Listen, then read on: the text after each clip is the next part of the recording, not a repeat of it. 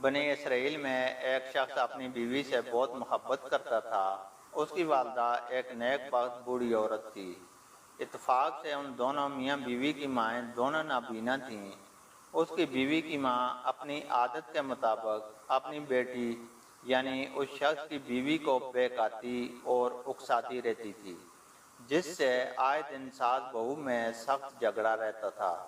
آخر یہ شخص تنگ آ کر اپنی ضعیف والدہ کو لے کر نکل کھڑا ہوا اور جنگل میں اس کو چھوڑ آیا، جس سے اس کا مقصد یہ تھا کہ وہ بے آب و دانہ یہاں پڑی رہے گی اور جنگل کے درندے اس کو مار ڈالیں گے۔ چنانچہ وہ شخص اپنی صابرہ اور ضعیف ماں کو جنگل میں تنہا چھوڑ کر چلا گیا اور اس کو جنگل کے درندوں نے آ گھیرا تو اللہ کی جانب سے ایک فرشتے نے اس کے پاس آ کر دریافت کیا، بڑی بھی یہ جو آوازیں آ رہی ہیں کیسی ہیں؟ ضعیفہ نے کہا بہت اچھی ہیں، یعنی اونٹ، گائے، بکریاں بول رہی ہیں۔ یہ سن کر فرشتے نے کہا ہاں بہتر ہے، انشاءاللہ ایسا ہی ہوگا۔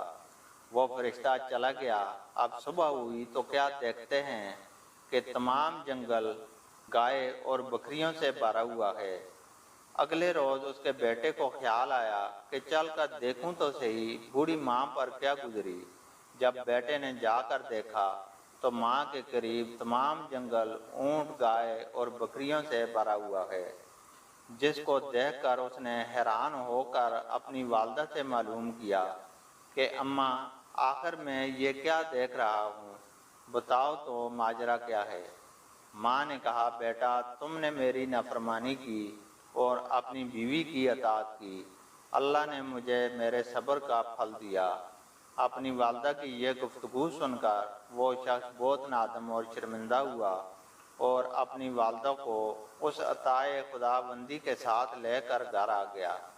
اب کیا تھا اس کی بیوی کو یہ نعمتیں دیکھ کر کیسے برداشت ہوتا؟ اپنے شوہر سے ضد کرنے لگی کہ میں اس وقت تک تجھ سے ہرگز خوش نہ ہوں گی جب تک تم میری بوڑھی نابینا ماں کو بھی اس جنگل میں نہ چھوڑ آتے جہاں اپنی ماں کو چھوڑ کر آیا تھا۔ مجبوراً وہ شخص اپنی بیوی کی ماں کو بھی وہیں لے جا کر چھوڑ آیا۔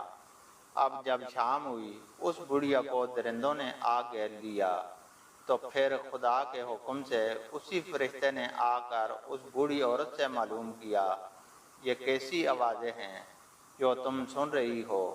بوڑھیا نابینا تو تھی ہی، کہنے لگی درندوں کی آوازیں ہیں جو مجھے پھاڑنے کے لیے آئے ہیں۔ یہ سن کر فرشتے نے کہا انشاءاللہ ایسا ہی ہوگا۔ یہ کہہ کر فرشتہ تو چلا گیا اور درندوں نے چیر پھاڑ کر بڑھیا کو بوٹی بوٹی کر دیا۔ جب صبح ہوئی تو اس شخص کی بیوی نے شوہر سے تقاضا شروع کیا کہ جا کر دیکھو میری ماں پر کیا گزری اور اس نے کیا کچھ جمع کیا۔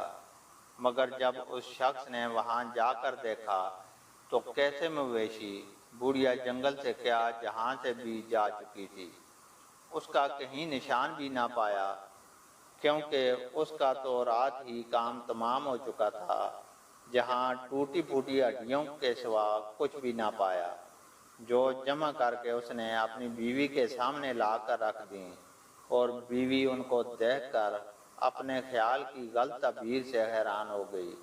آخر اسی غم میں گل گل کر وہ خود بھی مر گئی۔ دوستو، حسد و بغض کا یہی نتیجہ ہوتا ہے۔